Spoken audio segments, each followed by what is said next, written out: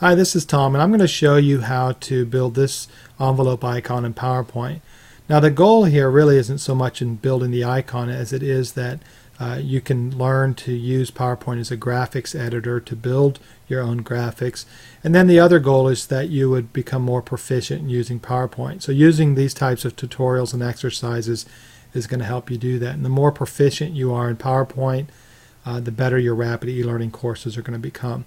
So let's go ahead and get started. So we're going to go to a blank slide, and the first thing we want to do is create our envelope shape, which is just going to be a rectangle, and then we want to add a gray outline to that. So I'm going to use this fourth gray color here, and we want to add a gradient fill to the shape. So we're going to add a gradient fill. I'm in PowerPoint 2007, so the fill tool is a little different, and how you do it in other versions of PowerPoint will be a little different. But we're going to use a radial fill, and what we want is we want the center to be white and go out to gray. So I've got a radial fill, and then I'm going to use the From Center tool. So you can see it's white here and it comes out to gray. And that's our basic shape. Now what we want is to create the flap. So there's two ways to create the flap.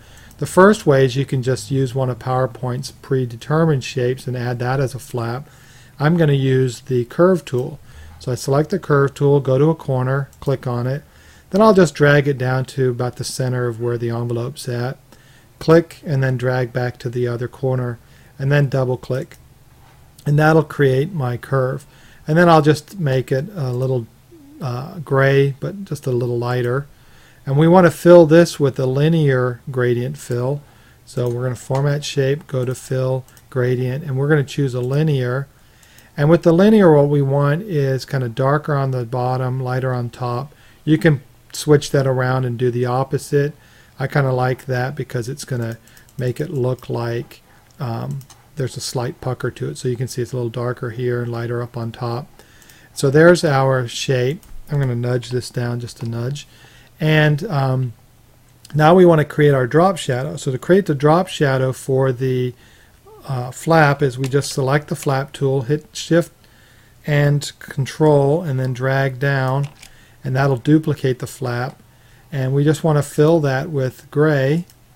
And now we've got our drop shadow, so we need to put that behind the original flap. So select the original flap and just bring that to the front, and now you can see the shadow's not lined up. And what I normally do is I'll just click on this and then kind of line it up so I've kind of got a slight distance from there, and then I'm just going to drag the top up here. And what you do is the curve changes a little on that. And so you've got a nice looking shadow. Now what we do is we just want to add the line. So that's just a matter of clicking the triangle tool and dragging that into place. And once that's in place here, we can just turn the fill color off because we don't care about the fill, and we'll just select the outline here. We'll choose the same as the outline color. And then we're going to take the flaps and bring those to the front. And so there's our outline, our envelope. Now the only thing we have left to do is to create the arrow, and that's actually pretty easy. So let's go ahead and grab an arrow tool, and I'll show you how we do this here. So in PowerPoint 2007, you can format your shapes to freeform. So we're going to go to Convert to Freeform. Now I can right click on it and edit the points. So at the points that I can edit, now I can create, I can drag the points around, and the other thing is each point allows me to change the curve, so I can play around with it. And you can play around with the curve and see how that works for you. And then you can create a curve to your arrow shape, and it just takes getting used to doing that. I'm going to delete this, and I already have one that I started with, so we'll use that. So here's the shape already created, and it was just modifying the curve. And what I did was I filled it with blue, and I made it a linear gradient, so there's a little darker here and lighter here. And then to create the highlights, all you have to do is select a shape. So in this case, I just have this shape here is this. So I just rotated it, and then you can change the thickness. And then to make it the right color is just turn off the outline and change the fill color to white, and then change its transparency.